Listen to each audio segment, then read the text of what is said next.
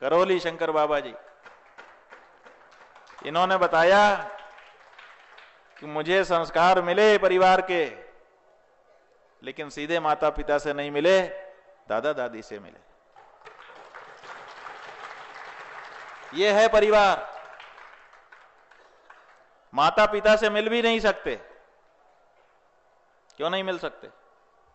क्योंकि जिस समय बच्चा बच्चा होता है उस समय उसके माता पिता युवा होते हैं, और जो युवा हैं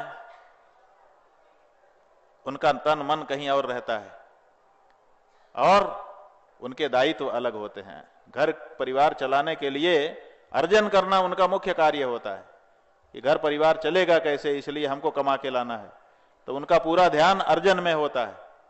तो वो बच्चे पे कैसे ध्यान दे सकते हैं?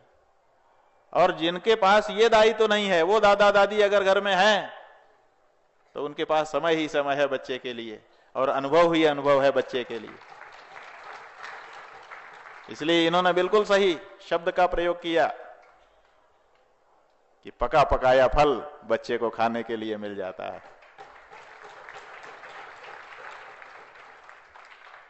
अनुभूत बातें नई पीढ़ी को संप्रेषित कर दी जाती।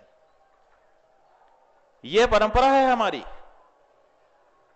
आप दक्षिण भारत में चले जाइए, वहां ऐसे परिवार आपको मिलेंगे कि वो अपने इस खजाने को खोल के कभी देख लें, खिड़की भी खोलना नहीं चाहते। अब वो अगर भटक रहे हो तो उनके लिए हम कुछ नहीं कह सकते, लेकिन सच्चाई ये है कि जो भी इस खजाने में घुस गया वो माला माल होकर के निकला। अभी करौली शंकर बाबा जी ने हमको ये 25-30 पृष्ठ का एक आवेदन दिया।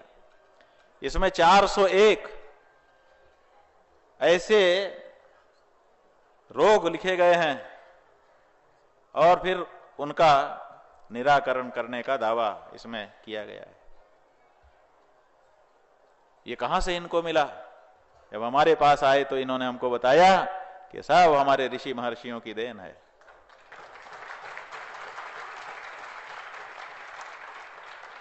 उनसे इनको मिला।